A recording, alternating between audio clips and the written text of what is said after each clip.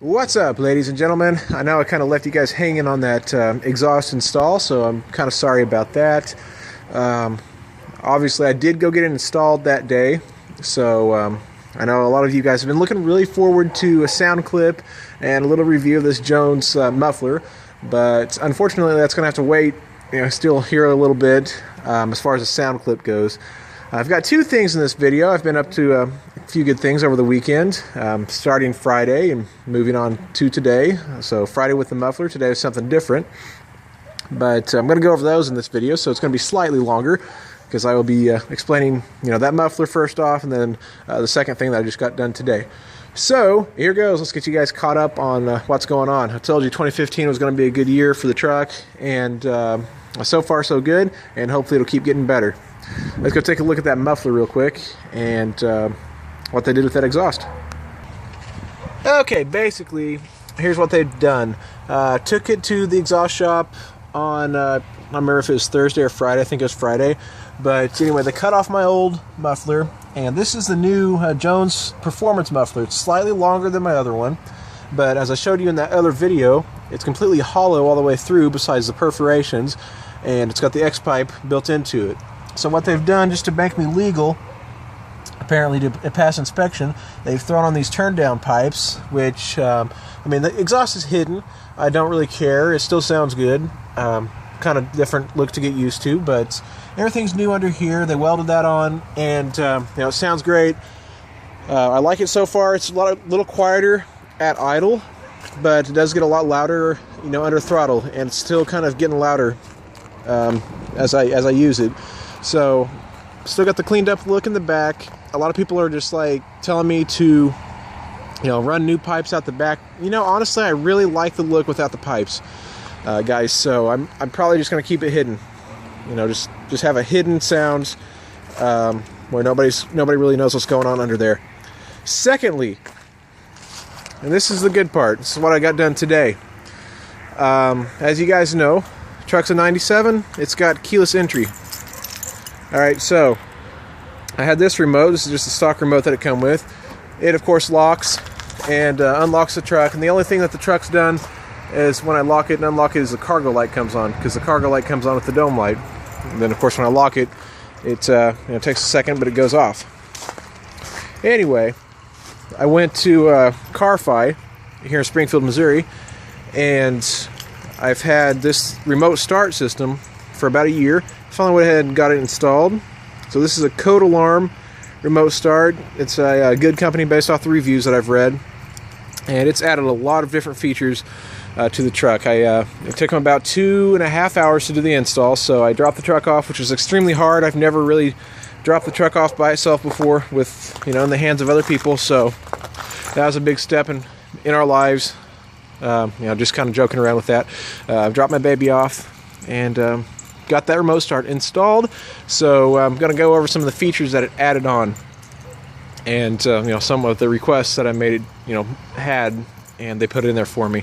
So anyway, let's go over the remote. Little remote. Obviously, you've got the lock, you've got the unlock. This is a panic button, and this is the remote start. So what you do, and what this does, this is really cool. This is probably one of my favorite parts of the truck so far. Unlock it. Flashes the park lights. It's never done that before, so what I keep saying is I brought this 18-year-old truck into the modern age with the horn honk and the lights flashing like that. So what's cool about it, flashes all my lights, the park lights, the halos, the rear lights, tail lights, that clearance bar, my mirror lights, all those flash. With it, cargo light doesn't come on anymore because the dome light doesn't come on, which that's okay. I don't even care because you've got this. So it does that when I unlock it. Then when I lock her back up, she honks twice, it flashes twice. So that's one cool feature about this. Sorry about this crunchiness. It's been icy. So anyway, to do a remote start, I don't know if anybody's ever experienced remote start before. I have not, so I kind of had to be told how to do it. You sit there and you push this twice, push that twice, and it flashes, honks, and starts up. So let's do it.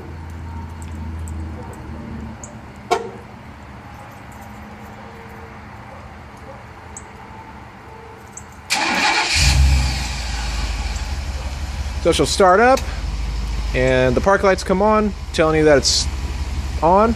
That was a request that I made because a lot of people out there don't like the lights to be on, but I like to be, have the lights on when the truck's running. A lot of people say that they don't because it attracts attention to it. Well, the truck's locked, so it's not going to cause any difference. So, yep, start it up. Just really cool. It's just really cool to have. If you guys, have been considering a remote start, it's definitely worth the price to pay to get it installed. So you've got all the lights lit up, the mirror lights, front park lights, all that good stuff. Let you listen to what the exhaust sounds like.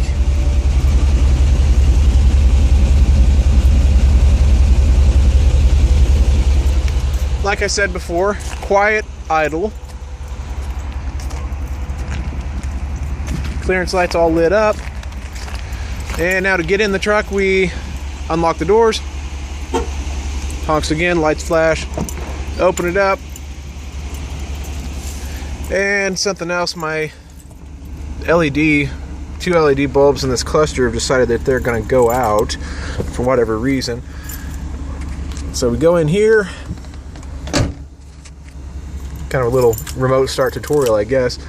Put the key in, the ignition, turn it on, and hit the brake once. And that kind of starts it over. That way you could, get to driving it. You don't have to turn it off and start it up again, which is, it's really cool to me. It's just because I've never experienced it before, so that's a really cool part. So, that being said, turn her off. Lights off.